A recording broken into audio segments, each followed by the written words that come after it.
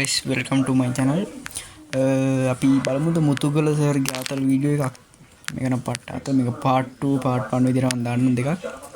Video එක බලමු මේක. ඇයි දවසක් ඔය හෙන්න කටකාර කොල්ලෙක් හිටියා මගේ ඈ පන්ති. මම දවසක් කිව්වා ලබන සතියේ ප්‍රජනනය කරනවා මේ අනිවාර්යෙන් එන්න කියලා. හරිද?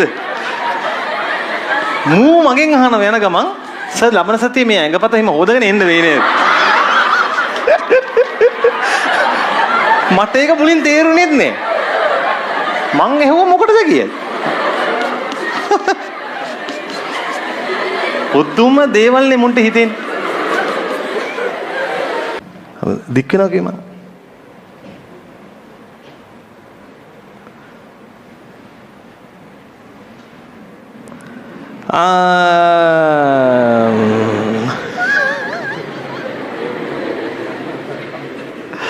හරිද?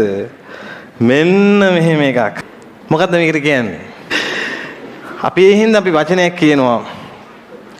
ඒ වචනය මේ හරි පරිස්සමෙන් ලියන්න ඕන. මොකද දැන් ඔය ලියන සමහර පිටුවල එහෙම මෙන් වැදිච්ච පෑංගිරි එහෙම තියෙනවනේ. හරි මුළු ජීවිතේම වෙනස් වෙන්න පුළුවන්. හරි මේකට අපි බයෝවල කියන්නේ හත්ත.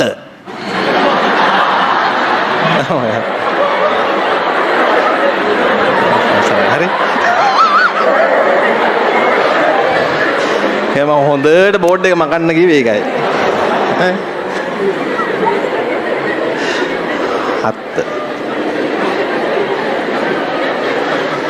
නම් කරලත් තියෙනවා සමහර අය.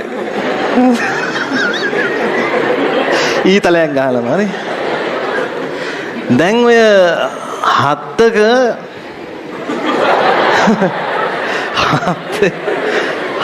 මේ හත්ත යටින් බලපුවාම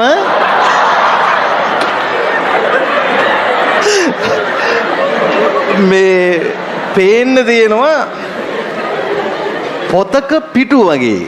දැකලා තියෙනවද? පොතක පිටු වගේ තියෙනවා. දේහෙන් බාහිරව තමයි වෘෂණ තියෙන්නේ. දේහෙන් බාහිර වෘෂණ තියෙනවා. දේහ උෂ්ණත්වය සැර වැඩි. එළියට දා වනලා තියෙන්නේ. පරිසර උෂ්ණත්වයට පොඩක් සමීපයි නිකන්. පොඩි කූල් බවක් තියෙනවා. නැත්තම් ශුක්‍රාණු නිෂ්පාදනයට බලපානවා. දේහ ඇතුලේ තියාගන්නේ නැහැ. දේහෙන් බාහිරව තියෙන්නේ. දැන් ඔය කිසිම එකක් කලින් එමුන්ට නැහැ.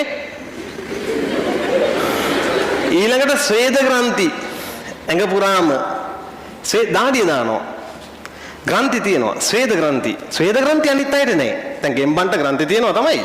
ස්වේද ග්‍රන්ථි නේ දාඩිය දාලා ගෙම්බෙකුට. එහෙම නැහැ. මේ සාමාන්‍ය ග්‍රන්ථියක්. හරි?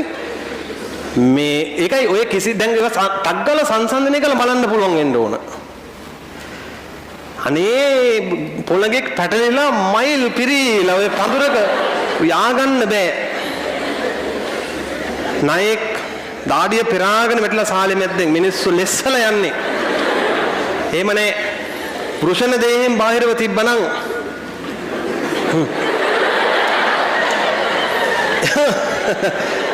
ගෙම්බ දෙපාරයි පයින්නේ. බක ෆිනිෂ්.